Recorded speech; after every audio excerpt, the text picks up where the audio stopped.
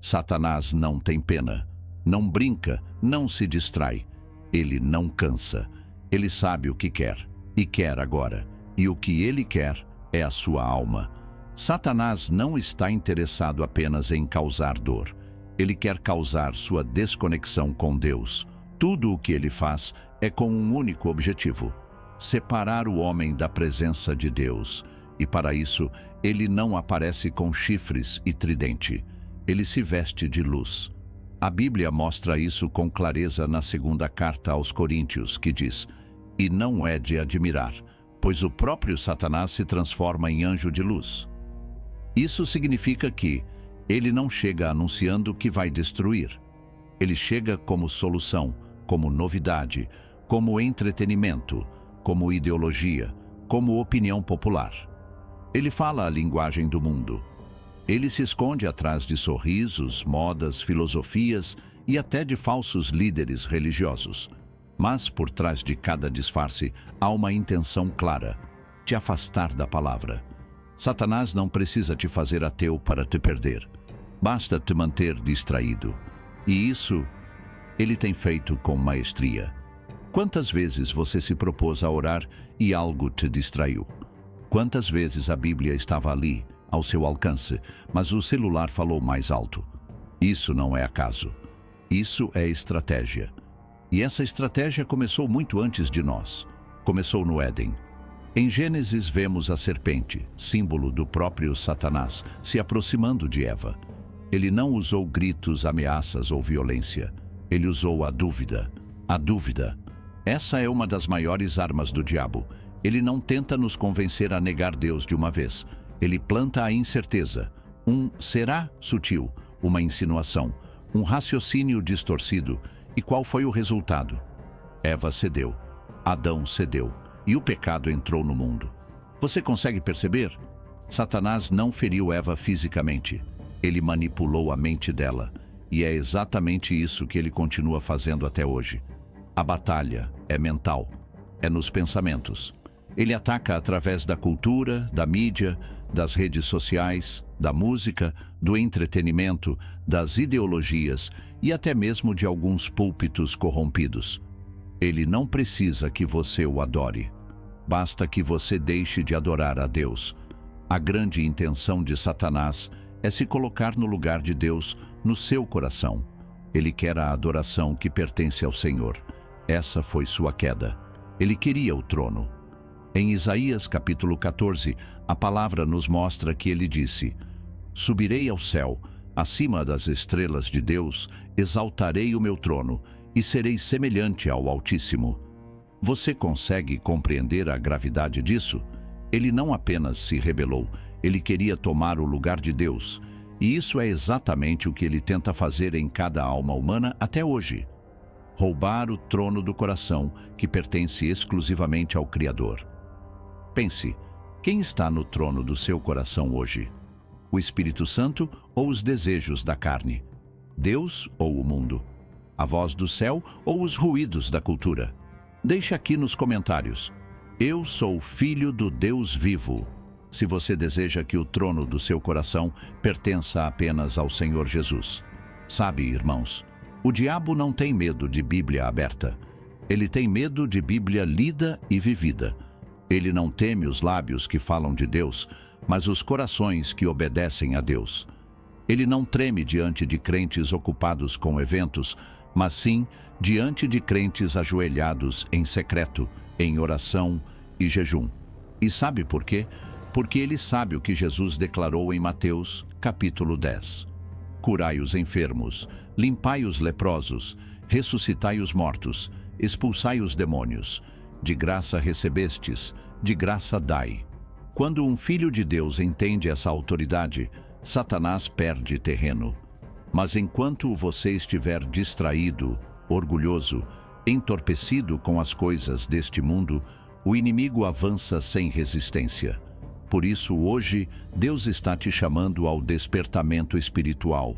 Está na hora de parar de brincar de ser crente. Está na hora de assumir a guerra espiritual como realidade diária. Satanás não te subestima. Ele te estuda.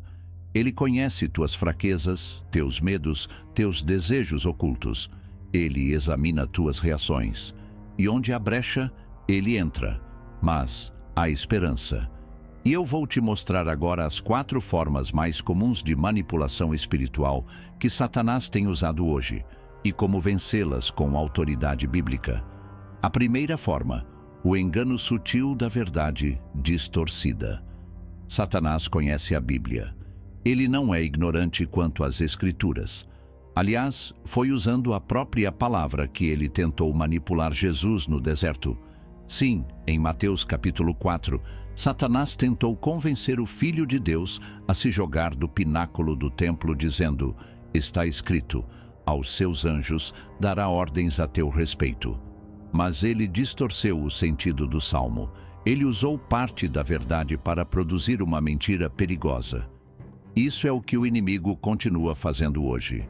Ele distorce doutrinas, cria interpretações convenientes, mistura heresia com versículo.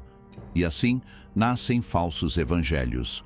O evangelho do tudo pode, o evangelho do não precisa mudar, o evangelho do Deus entende e até o evangelho da prosperidade sem renúncia. Esse é o veneno mais letal, quando o erro parece certo, quando o veneno é doce, quando o pecado é mascarado de liberdade. A segunda forma, a distração com o mundanismo.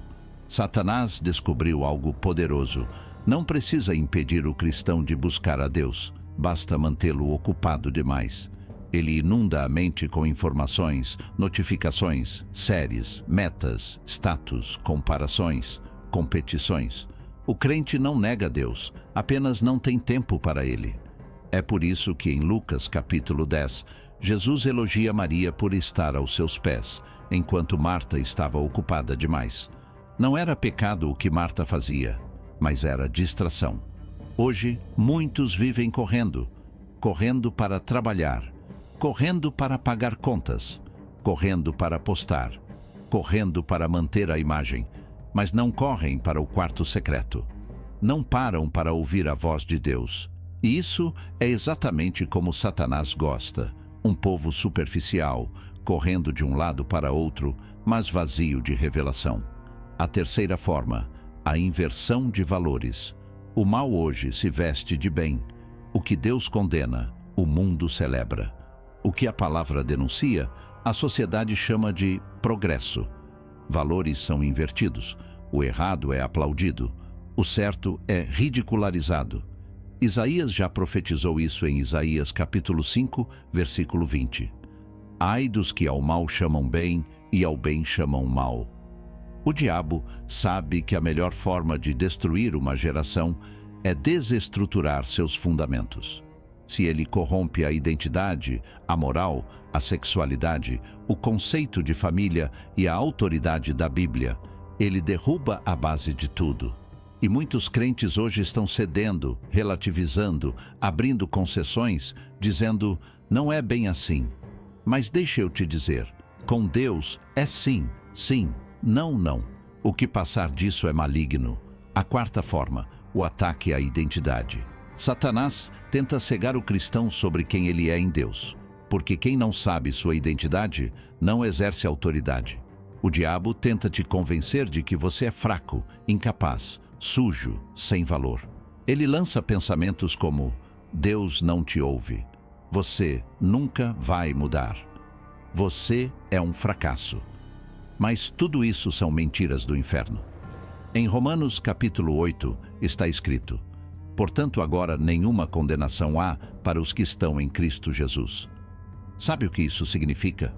Que se você está em Cristo, não importa o que Satanás diga sobre você. Você é justificado, escolhido, selado com o Espírito, herdeiro da promessa, templo do Altíssimo. Mas se você acreditar nas mentiras do inimigo, viverá como escravo, mesmo sendo livre. Essas 4 estratégias, a distorção da verdade, a distração mundana, a inversão de valores e o ataque à identidade, são as principais correntes invisíveis que Satanás usa para manipular filhos de Deus. E o pior, muitos nem percebem que estão sendo manipulados. Mas há uma boa notícia. Há uma maneira de quebrar essas cadeias, e é isso que eu vou te mostrar. As armas espirituais dadas por Deus para discernir, resistir e vencer todas essas manipulações. Primeira arma, a palavra de Deus, a espada do Espírito. Satanás odeia quando um crente conhece a Bíblia, porque quem conhece a palavra não é enganado. Quando Jesus foi tentado no deserto, ele não discutiu, não argumentou, não chorou. Ele disse, está escrito 3 vezes, e foi o suficiente para fazer o diabo bater em retirada. Efésios 6,17 chama a palavra de Deus de espada do Espírito. Ou seja, não é apenas conhecimento, é uma arma de guerra. Cada versículo decorado, cada capítulo meditado, cada verdade compreendida é uma lâmina afiada contra as mentiras do maligno. Por isso, se Satanás quer manipular, ele primeiro tenta te afastar da Bíblia. Mas quando você tem intimidade com a palavra, nenhum argumento sombrio pode te convencer do contrário. Segunda arma, a oração fervorosa e constante. Tiago 5,16 declara, a oração do justo é poderosa e eficaz. E sabe por quê? Porque oração não é só pedir coisas a Deus, é alinhar-se ao céu, ouvir a voz do Pai, discernir o que está oculto, fortalecer o espírito e quebrar cadeias invisíveis. Orar de verdade não é apenas falar, é lutar. Quem ora entra na guerra espiritual. É por isso que Satanás tenta te manter distraído, cansado ou desanimado. Porque ele sabe que um cristão de joelhos pode destruir fortalezas inteiras no mundo espiritual. Daniel orava 3 vezes ao dia, mesmo sob ameaça. Jesus passava madrugadas orando. Paulo e Silas oraram e cantaram na prisão, e os muros tremeram. A oração não apenas muda situações, ela desarma armadilhas do inimigo. Terceira arma, o jejum, a renúncia que quebra resistências. Jejuar é mais do que deixar de comer, é mortificar a carne para que o espírito assuma o controle. É dizer, não alimento os desejos do mundo, eu alimento minha fome por Deus. Em Mateus 17:21, Jesus diz claramente, esta casta de demônios não se expulsa senão por oração e jejum. Ou seja, há níveis de guerra espiritual que só são vencidos por meio de sacrifício pessoal. O jejum traz clareza espiritual, sensibilidade à voz de Deus, discernimento das intenções do diabo e, principalmente, força para resistir àquilo que a carne deseja e o espírito reprova. Se o inimigo não consegue te parar pelo pecado, ele tentará te paralisar pela fraqueza da carne, mas o jejum te fortalece internamente como uma muralha invisível. Quarta arma, o louvor em meio às batalhas. Louvor não é só música, é guerra. Quando você louva mesmo na dor, no caos ou na luta, o inferno treme. Porque Satanás sabe que um coração quebrado que ainda adora é incontrolável. Foi o louvor de Josafá que confundiu os inimigos em 2 Crônicas 20. Foi o louvor de Paulo e Silas que abriu as prisões. O louvor verdadeiro abre os céus e fecha as brechas para o inimigo. Louvar é declarar, mesmo que tudo me falte, Deus ainda é digno. E essa atitude quebra o poder da manipulação satânica, porque ela mostra que você não serve a Deus pelo que Ele te dá, mas por quem Ele é. Quinta arma, o discernimento espiritual. Em 1 Coríntios 2, 14 a 15, Paulo diz que o homem espiritual discerne todas as coisas.